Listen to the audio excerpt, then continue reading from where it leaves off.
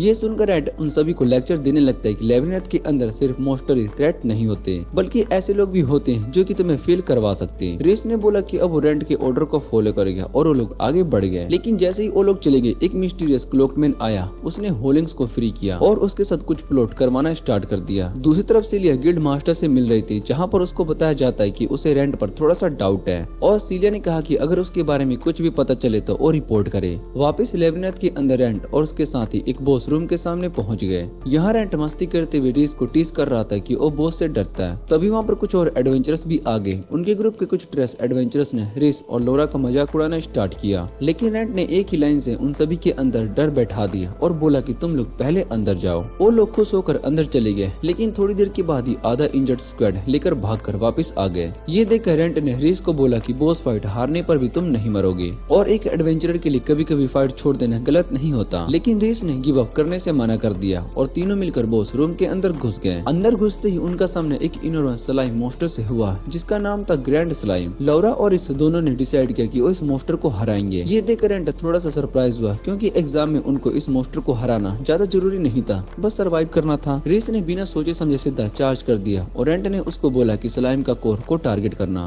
वो कई acid attack को डोज करते हुए स्लाइम के अंदर तलवार घुसा देता है, लेकिन उसे 0 डैमेज होता है। उसके बाद स्लाइम ने उसको जमीन पर पटक दिया और भी एसिड अटैक करने लगा। तभी रेंट ने लोरा से कहा कि अपनी मैजिक को स्ट्रॉन्ग बनाने पर फोकस करो और बोला कि उसे पहले से यकीन था कि ये रुकी डियो ग्रैंड स्लाइम को हरा सकते हैं। उसने लोरा से पूछा कि उसके पास कोई बड़ा फ्लेम स्पेल है, जिसके ऊपर लोरा ने हाँ बोला, लेकिन उसने कहा कि उसे टाइम लगेगा एक्टिव करने के लिए। ये सुनकर रेंट ने बोला कि जब तक वो अपना स्पेल रेडी करेगी तब तक वो स्लाइम के अटैक को ब्लॉक करेगा। लेकिन रिस ने बोला कि ये रोल वो लेना चाहता है। अभी प्रेजेंट टाइम में रिस अपनी जान बचाते हुए स्लाइम के ब्रूटल अटैक को डोज कर रहा था। लोरा ने रेंट से बोला कि तुम उसकी हेल्प करो। ये सुनकर रेंट भी चार्ज कर गया और इसके साथ मिलकर स्लाइम के एसिड ब्लास्ट को सोर्ड के साथ स्लैश करने लगा। दोनों ने साथ में अटैक को ब्लॉक किया और तभी लोरा चिल्लाकर बोली उसका स्पेल रेडी है। रेंट और रिस ने एकदम से फास्ट जंप करके अपनी जान बचाई और उसी वक्त लोरा ने अपना फ्लेम मैजिक स्पेल को कास्ट करके ग्रैंड स्लाइम को जलाकर खत्म कर दिया। लेकिन रेंट ने तुरंत रिस से कहा कि इसे फिनिश करो वरना ये दोबारा से रीजनरेट हो जाएगा। ये सुनते ही रिस ने अपनी सोर्ड से उसके कोर को डिस्ट्रॉय कर दिया और तीनों ने सेलिब्रेट किया कि उन्होंने बॉस को हरा दिया। बॉस को मारने के बाद वो लोग स्लाइम का फ्लूइड कलेक्ट करने लगे। रेंट ने समझाया कि ये फ्लूइड काफी महंगा बिकता है और इससे मिलने वाले पैसों को वो सबके बीच डिवाइड करेंगे। तभी कुछ बेवकूफ एग्जामिनर्स उसके आगे निकलने की कोशिश करते हैं, लेकिन एक स्लीपिंग गैस ट्रैप के चक्कर में फंसकर वहीं पर बहक जाते हैं। ये देख रेंट ने रिस को समझाया कि एग्जाम में सबसे पहले पहुंचना ही पास होने का प्रूफ नहीं होता।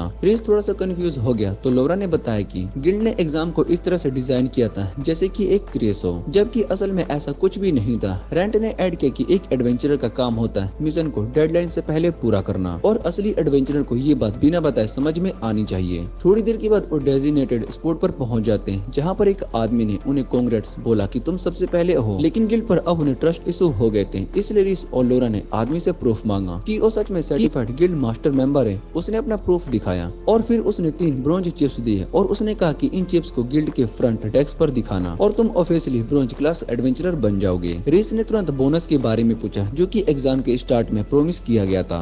तब उस आदमी ने उन्हें कुछ स्पेशल पोशन दिए जो कि सिर्फ पहले 3 टीम्स को मिलते थे। पोशन कलेक्ट करने के बाद रेंट ने बोला कि घर जाने से पहले उन्हें एक छोटी साइड ट्रिप करनी है। वो उन्हें एक ड्रैगन के ऐसे एरिया में ले गया जो कि एक फॉरेस्ट जैसा लग रहा था। तीनों वहाँ की सीनरी को देखकर बहुत ही हैरान हो गए। रेंट ने उन्हें बोला कि यही वो दुनिया है जिसका तुम अब पार्ट बनने के लिए जा रहे हो। जब रिस ने थोड़ा सा एक्सप्लोर करने की रिक्वेस्ट की तो रेंट ने उसे सीधा मना कर दिया। आखिर में वो लोग गिल्ड हॉल वापस गए और उन्होंने अपने ब्रोंज चिप्स सीलिया को दे दिए। रिस ने पूछा कि अब हमें ऑफिशियली ब्रोंज क्लास एडवेंचरर बन गए हैं क्या।